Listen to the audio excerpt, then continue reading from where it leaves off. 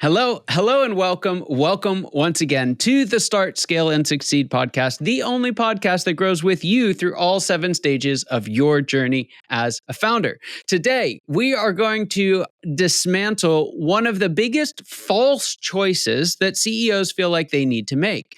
And this choice lies at the heart of the question, what do we need to do to blank, solve our problems, hit our targets, achieve our goals?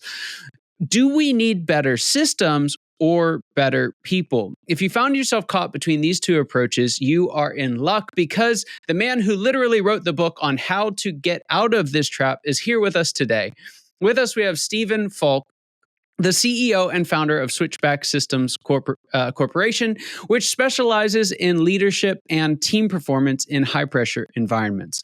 With over 20 years of experience in marriage and family therapy, he brings deep insight into human behavior, communication, and resilience. His work centers on the concept of human agency, controlling thoughts and actions under pressure. Through his Switchback Foundation Training, he equips leaders with tools to break bad habits, build accountability, and enhance communication using engaging, practical methods. Stephen is also a keynote speaker, and he's author of The Switched On CEO, Supporting Cultures of Resilience and Sustainable Growth. He's here with us today. Stephen, I had a chance to read through your book, and I loved it. Just fascinating.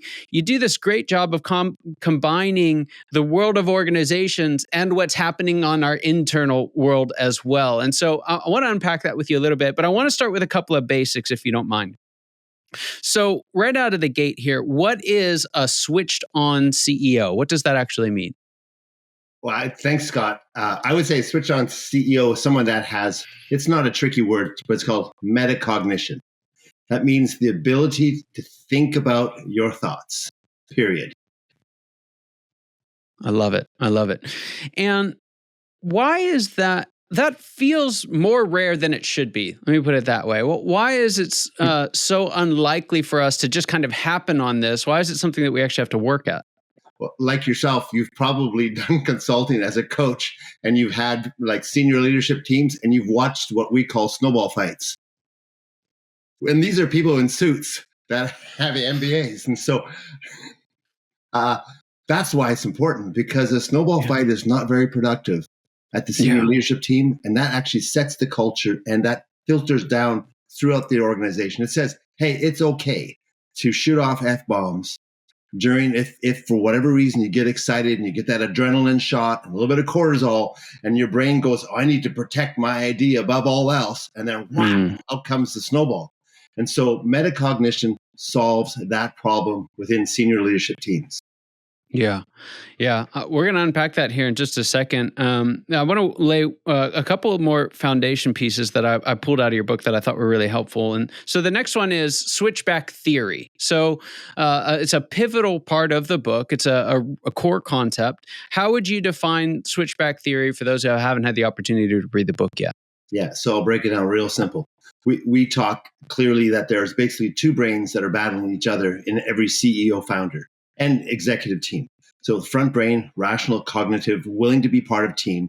Back brain, storing memories that have not been resolved or healed. And that is the reactionary, non-team activation system. Both of them in the past had value for where they stored memories. However, in the middle of that customer service moment or senior management snowball fight, the back brain now has won. And the goal of Switchback is to help CEOs and leaders build a culture where you can have fun with this, where you realize that we have this battle in every one of our minds between the front brain and the back. And the option is for us to first see that battle. Number 2, understand it at a very sort of, even at a clunky level, and then to be able to start metacognition, start managing that. And so it is not uncommon for people that understand our theory to be halfway through a meeting. It's 2:30 in the afternoon on it, let's say a Teams call, which is like worse than in person, of course, right? And for someone to say, hold on, I think we're losing front brain sovereignty here. I just saw a snowball go flying across the screen. Let's see if we can re-anchor ourselves. And literally people have a little laugh. They go, yeah, it's me. They'll self-confess. And for a senior leadership team to be able to play with the ability of resetting their focus, that is everything. That is a game change. Yeah. So in the book, you lay out this Eisenhower matrix, if you will, the 4 quadrants. And so for those who are listening to this and watching it, we don't have a picture of it either, but just imagine 4 blocks. And on the left-hand side is the vertical axis. That's rules, regulations, and systems, if I remember correctly. And then we have the team and relationships across the bottom. So there's 4 different quadrants. You can be high or low on either one. And it was just a really, really helpful tool for unpacking what this not only looks like individually, but what it looks like organizationally. So I'm wondering if we could take a look, walk us through these quadrants. Sure. Why are they important, and what is each one? Well, I'm just gonna, if you don't mind, I'll just poke at the founder CEO. So I have a slight advantage because I'm a founder CEO, and my previous work was a family therapist. So theoretically, I should have been reasonably good at team and relationship. I mean, that's not the case for every family therapist, but anyways. But for most founder CEOs, they became successful as technicians. They really did, and they were good at it. They're engineers, they're lawyers, they're professionals, and so they, even all the way through like elementary school and high school, they got their status by sitting at the smart kid table in the cafeteria. And so those smart kid table cafeteria CEOs, when they get into a pinch, when they're under pressure, they will typically lean on the vertical axis, which is the rules, regs, and systems. And their brain will say, holy cow, my team is dropping the ball. I need to squeeze this thing tighter. I need to control it. And we need to we need to tighten things up. So they'll become technical in their solutions. And so if you've ever seen a CEO lose their mind at a technical level, it's pretty interesting. And then there's the other group, which I absolutely love, which are the CEOs who were the goofballs in school growing up. But they were gregarious. They're maybe called them like riverboat gamblers. They're having to roll the dice and drink the beer and make friends and shake hands. And so they're very strong on the horizontal axis, which is like the team and relationships. So they also end up with 100 employees and like giant pieces of machinery and HR departments they don't understand. And when they get into a pinch, they're like, we just need to drink more beer. Like we just need to start having fun. Definitely. Again. We just need to roll some dice. And so they get their sort of the kick out of that. And so both of those CEOs, they on a normal day, they do fine. So the high vertical, we would call that a quadrant 1 leader, high in rules, low in relationships. And that's the way they've been wired all along. And then the riverboat gambler, they're low on systems. They could care less about the rules. And they're high on relation and team. And they are a barrel of monkeys, fun to be with. Both are a nightmare to work for. So the goal is neuroplasticity, which is set a new target. The target is, as a leader, I'm going to develop systems and abide by the rules and regs, and I'm going to develop the people skill side of it. Just a full confession, I was a riverboat gambler. As a kid growing up, I didn't learn to read and write, and so I was one of those kids like, let's make friends with everybody, and let's make fun of the teacher. So my danger is to make fun of accounting and HR and all that stuff. And because I wasn't at that table in the cafeteria, I was in the table that's like, hey, you think you're smart? Watch me get your girlfriend. Right. I was that guy. So, was it ever a journey for me it was coaching for my wife. Like, oh, by the way, marry well. That's number one hot tip, but we'll get to that in a second. So my journey as a leader was to develop the skills, the study habits, and all this to become an expert at the rules, regs, and systems. And I think that's a much easier journey than those that are technically based, where they love the things, and now they have to journey into, now I got to love people. But Yeah. loving people is something you can learn. You can learn, like in our book, like we have that other model we call the 3-lane highway, which is like I try to break down how to become a warm, reasonable leader in a very sort of engineer way. Yes. So I think I know that people can take that journey. I would say the technical leader is more reluctant to become a warm leader. But at the end of the day, you want to be world class. World class is you're organized, smart, trustworthy, and you're also friendly and kind. Boom. Yeah. I love that because you're right. Like, for all kinds of reasons, we have a tendency to kind of pull in one direction or the other, and to a hammer, everything's a nail. And there's this ability to, I think, overcompensate on those strengths, right? For the technical leader, every problem is at its root a technical problem. And so we have this tendency to drive higher and higher and higher on the systems, rules, regs, control side of things. And so because of that dichotomy, many times it feels like they're mutually exclusive, right? It feels like we can do one, we can do the other. If we're going to do this, then we have to do less of that. And it feels like it's a zero-sum game. But even just the way that you guys have depicted it, moving up and to the right in quadrant 2 is a high level of both. How do we navigate what is the right amount of each of those modes? I don't know. I don't think it's either. It's resetting the target. Period. Okay. And so, like our title of the book, "The Switch On Leader: How to Think Like a World Class Leader." If you're not in that right top quadrant, break it to you hard. You're not a world class leader. Yeah, you just aren't. And because world class leaders, when they get their 360 feedback, says, "I just appreciate their attention to detail and I appreciate their compassion." Wow. And you need to get both scores on both of those to be able to legitimately classify yourself as a world-class leader. Now, you don't have to achieve that goal or set that target up, but why wouldn't you?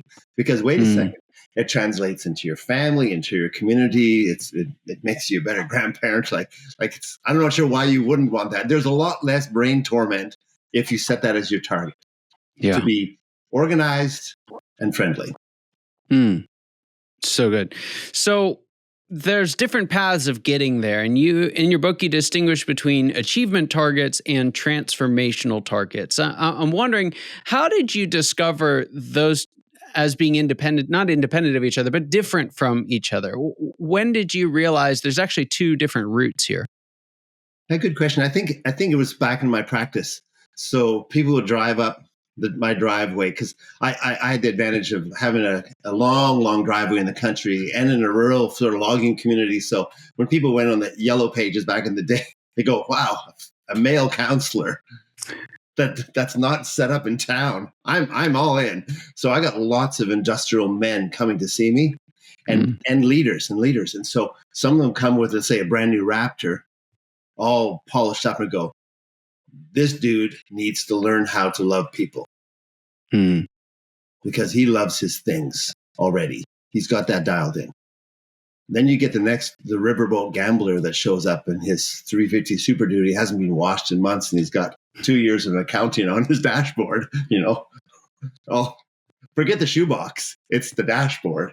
And if you look there's a lot of McDonald's, they said that dude needs to get organized. So the organized journey is more of a transactional journey. Journey into loving people is more transformational. So one is head, one is heart, to put it very simply. And the heart guys actually have a hard time going, I made fun of those people that were like the nerds. And you're saying I need to become nerdy? You go, yes, you do. The cool thing is not that transformational. It's actually skill-based.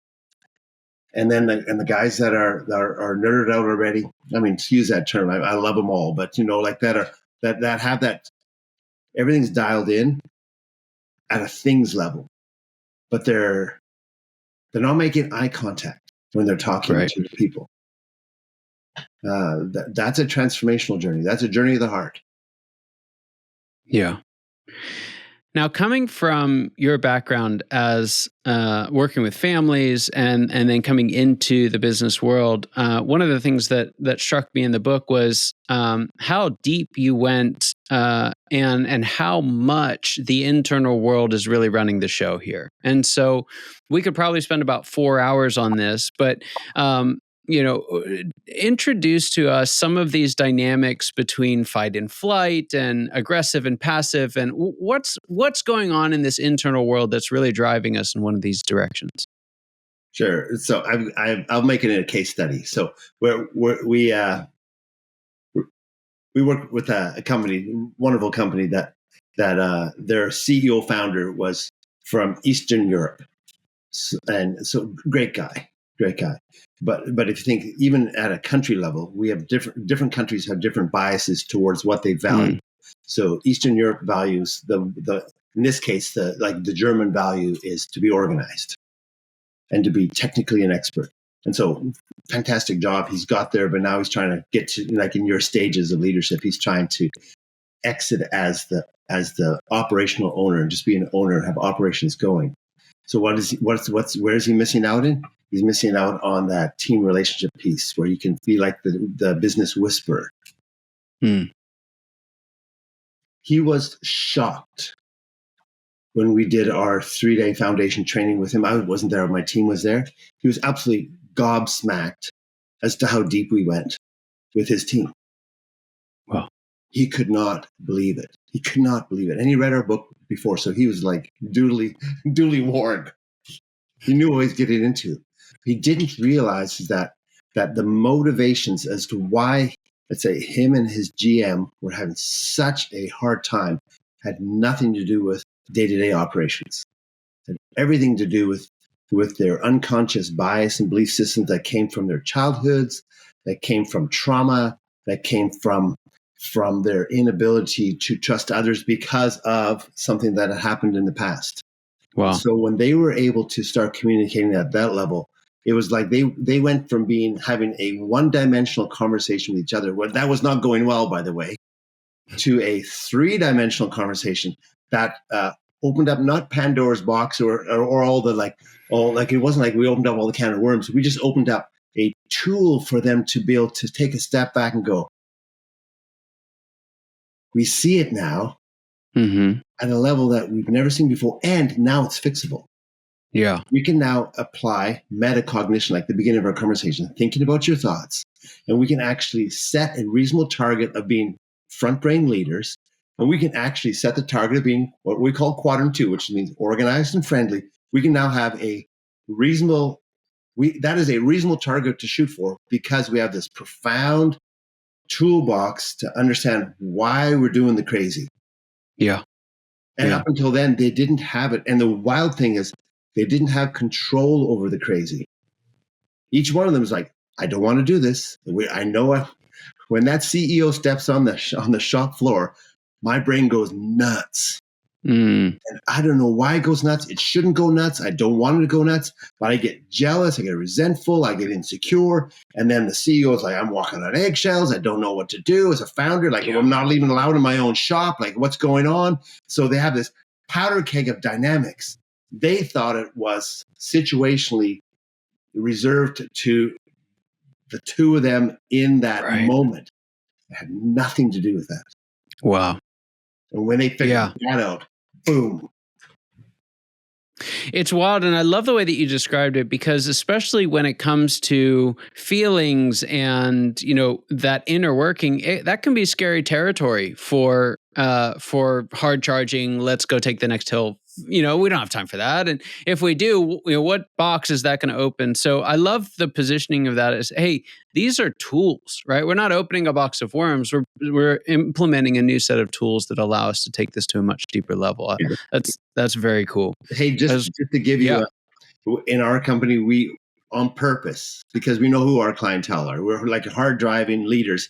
We never use the word feelings, sharing, emotions, psychology. Like whenever even those words are all banned. We talk about memories, moving thoughts, reposition your target. And by doing that, we actually create a pathway into some of that other stuff that's pretty gooey. But Yeah. we have sort of an engineering pathway to that journey, which I think is very much appreciated by the clientele we work with. From a book perspective too, like it didn't feel soft at all, and it felt very practical. And even visually, you've got some of it behind you there. But even visually, just being able to see some of it, right, was such a huge advantage and aha for me. So I highly recommend the book. Again, just visual after visual to help you understand what's going on. One of the hardest things about dynamics like this, and folks who've listened to me for a while will know I talk about this a whole lot for founders, but so much of it is invisible, at least until you know where to look, right? And so what I think you've done so well with the resources that you guys have available, not limited to the book, but was make some things that feel invisible much more visible. It's very cool. So, Stephen, there's a question that I have for you that I ask all my guests. I'm very interested to see what you have to say. What would you say is the biggest secret that you wish wasn't a secret at all? What's that one thing you wish everybody watching or listening today knew? They're going to hate this. But here it is. It's a big word. I struggle spelling it, but it's a good one. Neuroplasticity is real. You can change. You can rewire your brain. You literally can rewire your brain. And so why they hate that is there's no excuse for bad behavior. Zero excuse, especially as a leader. It doesn't look well. Nobody appreciates it. You think it's okay because you've normalized it for yourself, but you can change. Neuroplasticity is a real thing. Of course, we get a bit more corrosive as we get older and then calcified brains. However, we have proof of the pudding with all the clients we work with within government and all the rest that senior leaders in the twilight days of their careers can make profound neurological rewiring change that it gobsmacks their family and the people around them. And what a pathway to the future if you can actually change those habits you are not proud of. Yeah, I love that. That is amazing. So, Stephen, where can folks reach out and find more out about the work that you guys do at Switchback? Where can they get a copy of the book? Sure. So we're our company is called Switchback, but hey, to find us, you have to say Switchback OS. So that's operating system, switchbackos.com. You can find us there. If you go to Amazon, that's the easiest place to pick up our book, unless you go to our website. So at Amazon, it's just The Switched On CEO, How to Think Like a World-Class Leader. And our company is small enough that I will probably answer your email. So that's so talk to us soon before I grow beyond the reach. That's fantastic. Stephen, thank you for being on. Thank you for the work that you did and captured in this book. Such a tremendous resource for CEOs that want to take it to the next level, that do want to switch on and serve their team and their vision well. I really appreciate it. It was an honor and privilege having you here today. And for those of you watching and listening, your time and attention mean the world to us. I hope you got as much out of this episode as I know I did, and I cannot wait to see you next time. Take care.